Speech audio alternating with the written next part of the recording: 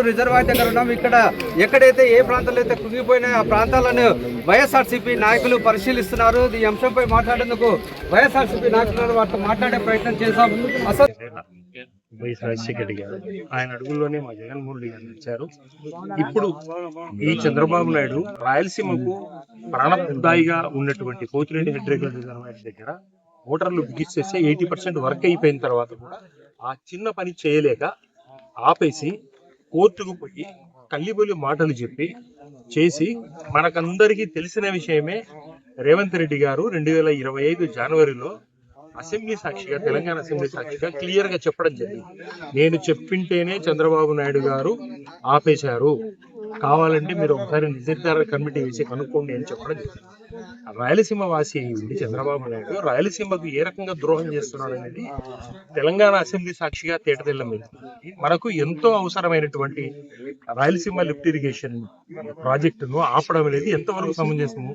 మళ్ళీ వాళ్ళు క్లియర్ గా నేషనల్ గ్రీన్ ట్రిబ్యునల్ లో అబ్జెక్షన్స్ ఉన్నాయి కాబట్టి అని చెప్తారు. యాక్చువల్ గా జగన్మోహన్ రెడ్డి గారు నేషనల్ గ్రీన్ ట్రిబ్యునల్ లో అన్ని రకాలుగా దానికి రావాల్సిన పర్మిషన్స్ ఏమీ అవసరం లేదు, కొత్త ప్రాజెక్ట్ కాదు ఇది, మిగతా వాళ్ళకి లింక్ చేసే కెనాల్ కాబట్టి అవసరం లేదని చెప్పేసి క్లియర్ గా వాదన ఉంటే ఆ వాదన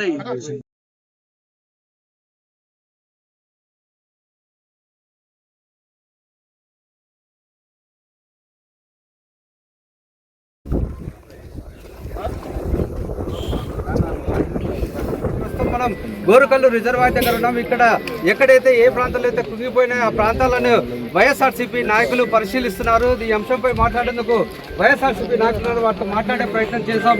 అసలు వైఎస్ రాజశేఖర రెడ్డి గారు ఆయన అడుగుల్లోనే మా జగన్మోహన్ రెడ్డి గారు వచ్చారు.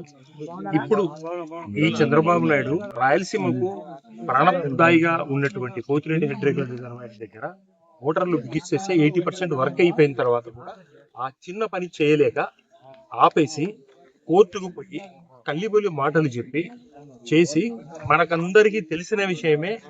రేవంత్ రెడ్డి గారు 2025 జనవరిలో అసెంబ్లీ సాక్షిగా, తెలంగాణ అసెంబ్లీ సాక్షిగా క్లియర్ గా చెప్పడం జరిగింది.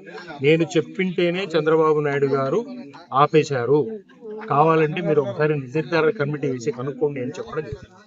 రాయలసీమ వాసి అయ్యింది చంద్రబాబు నాయుడు రాయలసీమకు ఏ రకంగా ద్రోహం చేస్తున్నాడు అనేది తెలంగాణ అసెంబ్లీ సాక్షిగా తేటతెల్లం. మనకు ఎంతో అవసరమైనటువంటి రాయలసీమ లిఫ్ట్ ఇరిగేషన్ ప్రాజెక్టును ఆపడం అనేది ఎంతవరకు సమంజసము? మళ్ళీ వాళ్ళు క్లియర్ గా నేషనల్ గ్రీన్ ట్రిబ్యునల్ లో అబ్జెక్షన్స్ ఉన్నాయి కాబట్టి అని చెప్తారు. యాక్చువల్ గా జగన్మోహన్ రెడ్డి గారు నేషనల్ గ్రీన్ ట్రిబ్యునల్ లో అన్ని రకాలుగా దానికి రావాల్సిన పర్మిషన్స్ ఏమీ అవసరం లేదు, కొత్త ప్రాజెక్ట్ కాదు ఇది, మిగతా వాళ్ళకి లింక్ చేసే కెనాల్ కాబట్టి అవసరం లేదని చెప్పేసి క్లియర్ గా వాదన ఉంటే ఆ వాదన